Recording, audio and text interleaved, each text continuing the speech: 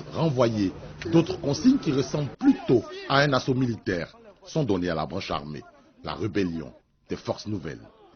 Soldats, militaires, je vais à la radio-télévision ivoirienne pour installer le nouveau directeur général de cette télévision parce que le président de la République me l'a demandé. Vous devez vous tenir prêts. Donc, il faut que vous vous mobilisiez. Jeudi, nous allons à la télévision. Je compte sur vous. Et le moral? Non, et le moral? Voilà. Comme si les deux patrons ont déjà parlé, nous n'avons rien à dire encore. Donc, il faut qu'on soit prêt pour le jeudi. 45-8 heures, rassemblement à la piscine. Et tous vos équipements militaires de combat. L'amusement est fini. Ce jeudi matin, les hommes des forces nouvelles, aidés par des personnels militaires de l'Organisation des Nations Unies en Côte d'Ivoire, préparent l'attaque. Mise en place, position dans les tranchées, sur le champ de bataille.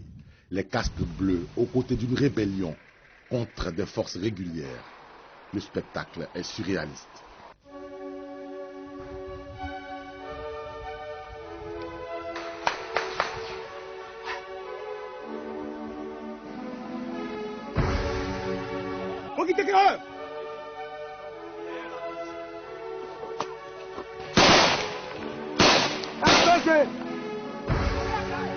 RPG 1.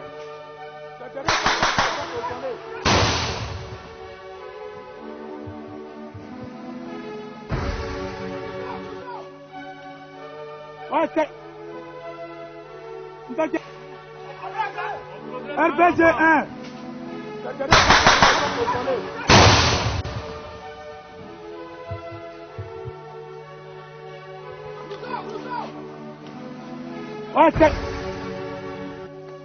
Il faut descendre un peu. Allez, tu te donnes. Mets-toi à genoux. Tu vas voir. Pancarte là. Allume. Pancarte là. Pancarte là.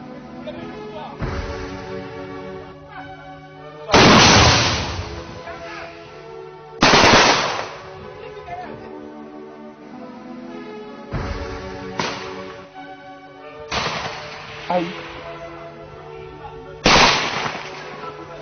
Bah.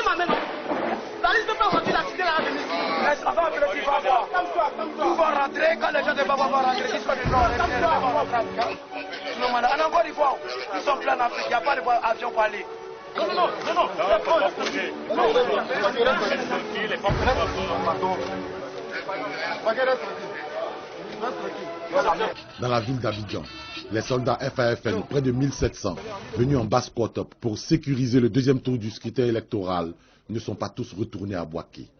Ne pouvant faire un mouvement de masse, ces personnes, habillées en manifestants, tirent sur les forces de l'ordre à balles réelles.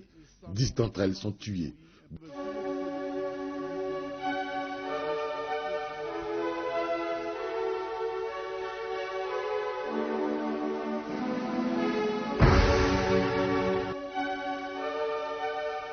D'autres sont calcinés à leur domicile.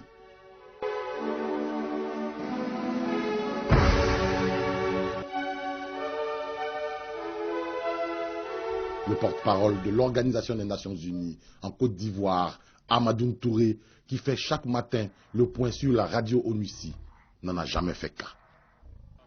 Apparemment, ces derniers événements pourraient confirmer les soupçons de collusion entre l'Organisation des Nations Unies en Côte d'Ivoire et l'organisation politique d'Alassane Ouattara. Le gouvernement ivoirien n'aurait eu d'autre choix que de demander